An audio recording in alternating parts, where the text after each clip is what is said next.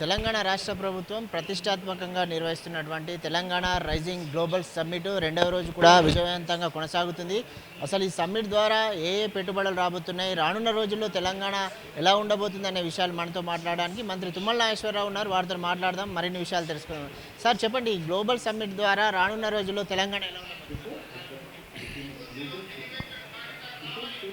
2047కి ఈ రాష్ట్రం ఏ రకంగా ఉండాలో మేము లక్ష్యాలు సిద్ధించుకొని మా అవకాశాలని ఆకర్షించటం కోసం ప్రపంచవ్యాప్తంగా ఉన్నటువంటి వ్యవస్థల్ని, సంస్థల్ని, వ్యక్తుల్ని, పెట్టుబడిదారులను కానీ అందరికీ కూడా ఈ యొక్క గ్లోబల్ సమ్మిట్ ద్వారా భారతదేశానికి తెలంగాణ అనువైనటువంటి ప్రాంతం, ఏ రకమైనటువంటి పెట్టుబడులు కానీ ఇండస్ట్రీస్ కావచ్చు, పవర్ కావచ్చు, డైరీ కావచ్చు, అగ్రికల్చర్ కావచ్చు, టెక్నాలజీస్ కావచ్చు, ఐటీ కావచ్చు, ఏ సెక్టార్లో ఏ రకమైనటువంటి అవకాశాలు ఉన్నాయో తప్పకుండా ఈ యొక్క గ్లోబల్ సమ్మిట్ ద్వారా ప్రపంచానికే తెలియజెప్పే అవకాశం వచ్చింది.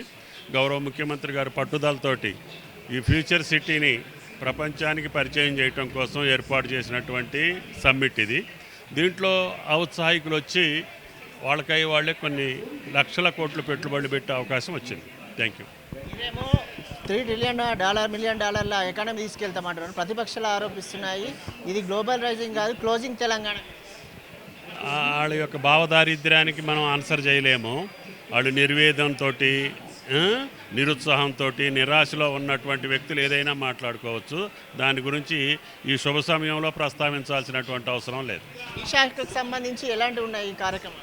మా దగ్గర అగ్రికల్చర్ బేస్డ్ ప్రాజెక్ట్స్కి అందరికీ కూడా డైరీ వాళ్ళు వచ్చారు, యానిమల్ హస్బెండరీకి సంబంధించి ఆయిల్ ఫామ్ వాళ్ళు వచ్చారు.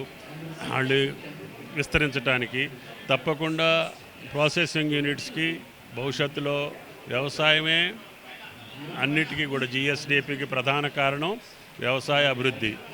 ఈ అన్నీ కూడా ఇండస్ట్రీస్ కూడా బేస్డ్ ఆన్ అగ్రికల్చరే ఎక్కువ ఉంటాయి. షుగర్ కేన్ ఉండొచ్చు, ఆయిల్ ఫామ్ ఉండొచ్చు, ప్యాడీ ఉండొచ్చు. ఎక్స్పోర్ట్స్కి, ఇంపోర్ట్స్కి అన్ని అవకాశాలు కూడా వ్యవసాయ ఆధారిత ప్రాజెక్టులకి ఎక్కువ అవకాశం ఉంటుంది. ఫ్యూచర్ సిటీకి సంబంధించి రైతులు భూములు ఇచ్చే ఉద్దేశం లేదని వాళ్ళకి ఇష్ట ప్రకారంగానే తీసుకుంటాం. రైతులను ఒప్పించి వాళ్ళకి నష్టం లేని రీతిలోనే తీసుకుంటాం.